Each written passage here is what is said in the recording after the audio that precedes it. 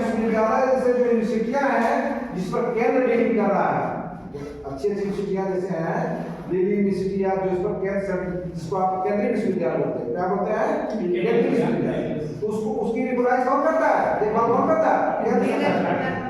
तो इस प्रकार से बौद्ध संघ केंद्र का ही रूप था, बौद्ध संघ केंद्र, यानी वो संघीय व्यवस्था थी। कैसी थी?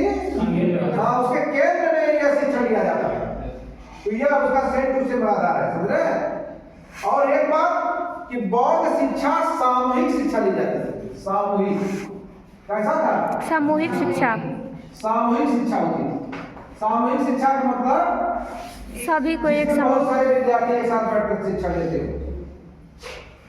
आज भी शिक्षा सामूहिक चल रही है, क्लियर? जी सर। एक बात, एक और योगदान कि बौद्ध शिक्षा सह शिक्षा थी। कैसी थी? सह शिक्षा। सह शिक्षा में सामूहिक का ध्यान देना पड़ेगा। सह शिक्षा का मतलब जिसमें स्त्री और पुरुष दोनों शिक्षा ले सकते हैं। हालांकि बौद्ध शिक्षा के फर्स्ट स्टेज में बुद्ध ने क्यों जो है जेंट्स को ही अलाउ किया था, पुरुष को ही अलाउ किया था, लेकिन उनकी जो है माता गौतमी और उनके शिष्य आनंद, ये दोनों के आग्रह करने के बाद उन्होंने अपने संघ में स्त्रियों को लेना शुरू कर दिया, यानी संघ में स्त्रियां भी भर्ती होना शुरू कर दी। तो इस प्रकार से कहा जाए कि सह शिक्षा थी और सामूहिक शिक्षा थी, जिसका जो गलत उदाहरण आज के आधुनिक शिक्षा में देखने को मिलता है। मिलना कि नहीं मिलता है? जी सर। आज जो सह शिक्षा सामूहिक शिक्षा है। एक बात, दूसरी बात थी समानता का भाव, समानता का भाव। बौद्ध कालीन शिक्षा में समानता का भाव देखा गया। क्या देखा गया? कि जब आप वही थोड़ा जब बौद्ध कालीन का नाम लेंगे तो वैदिक काल ऑटोमेटिक आएगा, क्योंकि वैदिक कालीन के बाद शिक्षा का प्रारंभ किसकी? बौद्ध। तो वैदिक कालीन शिक्षा में जो हमने बताया कि शूद्र को शिक्षा से वंचित कर दिया गया। किसको वंचित कर दिया गया? शूद्र शिक्षा नहीं ले पा रहे थे, लेकिन जब बुद्ध जी अपनी शिक्षा को आह्वानित किए चाहे तो उन्होंने शूद्र को अलाउ कर दिया। अर्थात आप कह सकते हैं कि भेदभाव को हटाने का कार्य किया। कौन शिक्षा? बौद्ध शिक्षा। आज भी तो लोकतांत्रिक देश में आपका देश, सुनिए, आपका देश जो है लोकतांत्रिक देश है। लोकतांत्रिक का भाव है कि सबको शिक्षा समान आधार पर मिले और सब उसकी शिक्षा का सुख सुविधा उठाए, यानी सभी पढ़े सभी पढ़े।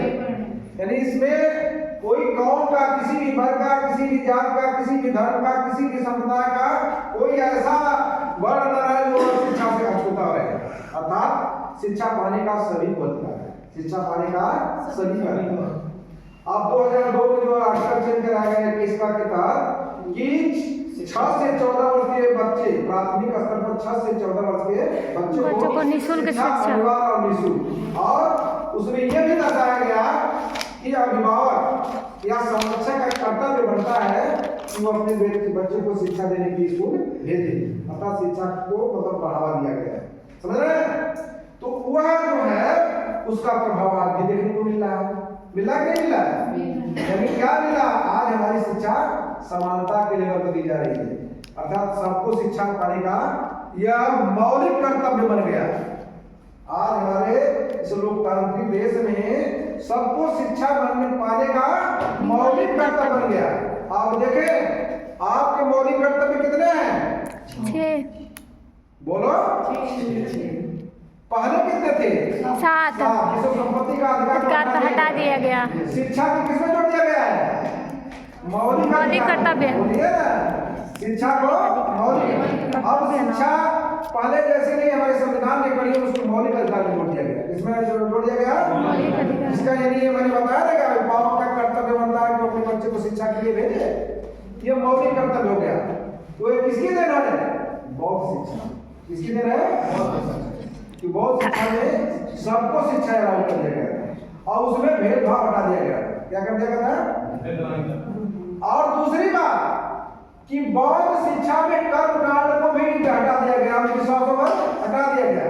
समझ रहे हैं? वो वेद पुराण ग्रंथों की बात नहीं करते। उनको कहा था कि ठीक है, दुख है, मैं मानता हूं दुख का कारण है, दुख के उपाय, दुख दूर करने के भी उपाय। तो उन्होंने बताया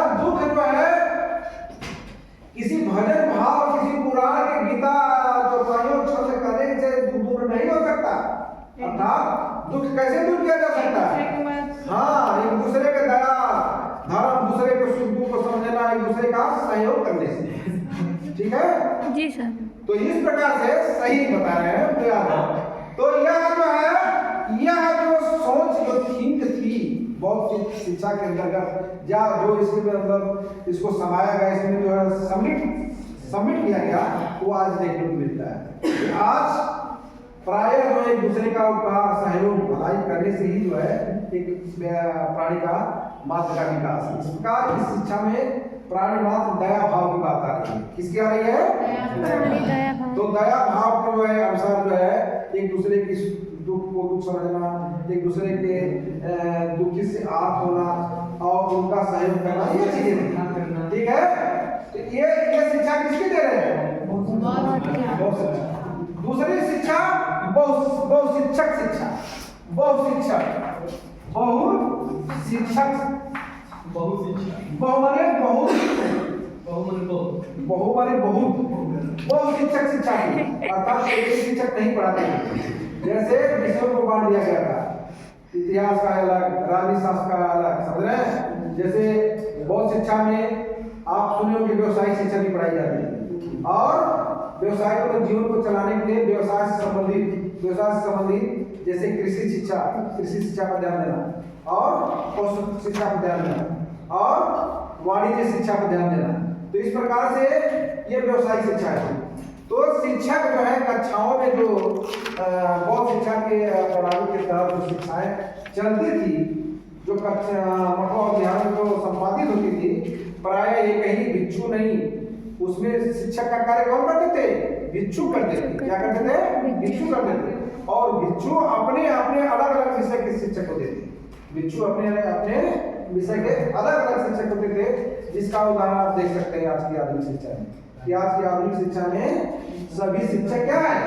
अलग अलग होते हैं। जैसे हम अपना पेपर अलग पढ़ा रहे हैं, कोई दूसरे शिक्षक का अलग पेपर है, फिर तीसरे का अलग है, अलग अलग अपने विषय वस्तु का, अपने पाठ्यक्रम का क्लासों में जो शिक्षण करते हैं, नहीं करते हैं?